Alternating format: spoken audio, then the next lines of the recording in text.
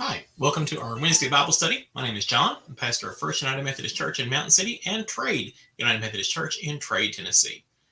Well, it's a unusually warm but kind of cloudy and rainy day here in Mountain City.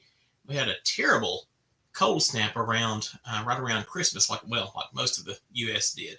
So that was pretty awful. We got down to I believe it was 6 below here, which is really cold in our way of thinking. So I want to apologize for not having Bible studies the past couple of weeks with the holidays, and I got COVID. So it's been rough. So hopefully we'll get back in the swing of things. I hope you guys had a good holiday season as well. Well, I've got a mug I'd like to share with you. It's a mug, beautiful, colorful mug from Curacao. Um, Neil and Sharon Holder brought that to me from a cruise they went on to Curacao, and I just think that's cool. The box is beautiful too. So I may just leave it in the box. I think it's really pretty. So thanks, guys. I appreciate that. That's really nice.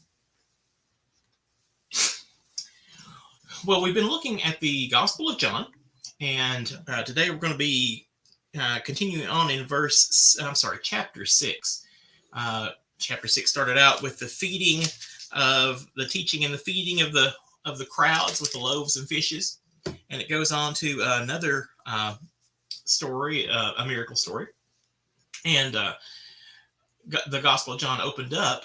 Well, not really opened up, but early on there was the changing water into wine. So I thought we would talk for a minute about the miracles of Jesus. So let's go ahead and look at John chapter 6. We're going to start in verse 16. And this is like the evening after the feeding of the multitudes with the 5 loaves and 2 fishes. When evening came, his disciples went down to the lake, got into a boat, and started across the lake to Capernaum. It was now dark, and Jesus had not yet come to them.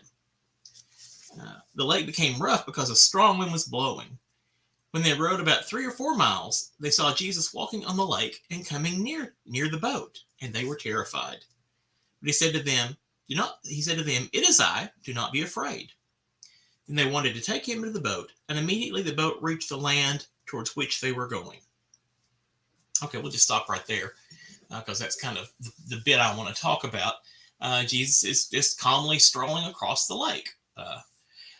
So let's talk about the miracles of Jesus. This isn't the first time Jesus has done something that is humanly impossible, changing water into wine, feeding thousands of people with 5 loaves and 2 fish, raising people from the dead, and things like that. Those are not the kind of things that an ordinary person can do. And it's caused a bit of a problem for theologians more so recently, and in Bible study and in church language, recently means the past 150 years. So sorry, I'm so used to that kind of time frame.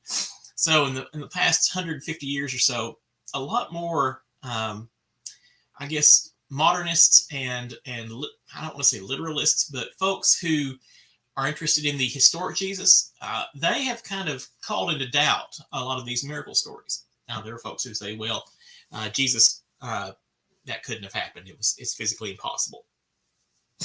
And, it is physically impossible. So what? We worship a God who died on the cross and was raised from the dead. We don't balk at what seems to be impossible. Now, a lot of folks will say that's a weakness of our faith, but really it's a matter of trust. The scriptures may not record things right. Scriptures may exaggerate things, but we do believe that our Bible, as we receive it, as we have it right here and right now, contains everything that we need for our salvation. So we've got some wiggle room on some of the other things. But even having said that, I don't think we need to worry too much about the miracles. I think we just need to accept that the same rules that apply to us don't apply to Jesus, and go on from there.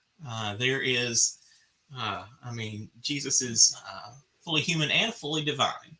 So we don't need to get too caught up in the fact that we can't walk on water and we can't feed thousands of people with 5 loaves and 2 fish. But Jesus can. And I guess that's really the thing I want to say, that let's just let the scriptures say what it says, and go from there. When we talk about being like Jesus, we obviously can't do these things, and that's okay. But we can love like Jesus loves, and we can do what we're able to do, and that's a good thing. That's what we're called to do. This isn't the first time Jesus has sent the boys on ahead and joined them later. He needed some praying time, some quiet time himself, and I can understand that. So there's a time where Peter is called to walk on the water with Jesus, and that's in a different place. So the miracles of Jesus are a stumbling block to some folks, but I think we should just let them be, learn what we can. Here we have the disciples who were frightened by what appeared to be something impossible, and I can understand that reaction too.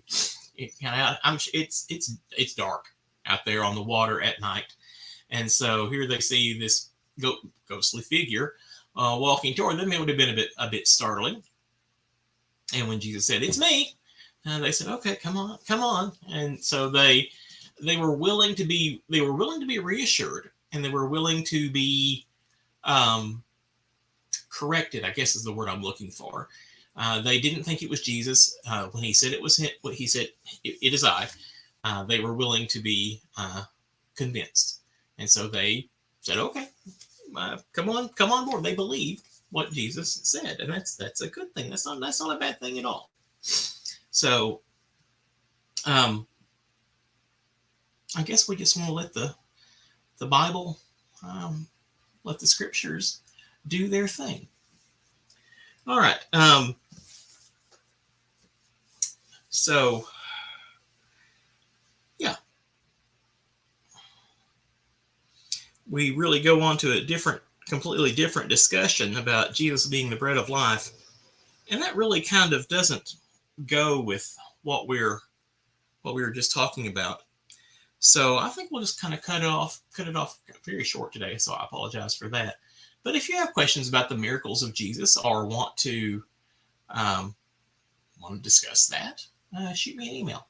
Let me know, and that'll be a good thing. Hope you guys have a blessed week. We will see you in church on Sunday, and you can join us here again next Wednesday at noontime, and we'll begin talking about Jesus, talking about being the bread of life. That'll be the latter part of John chapter 6. So you guys have a blessed week. Stay safe, and we will talk to you next time. Okay, bye-bye.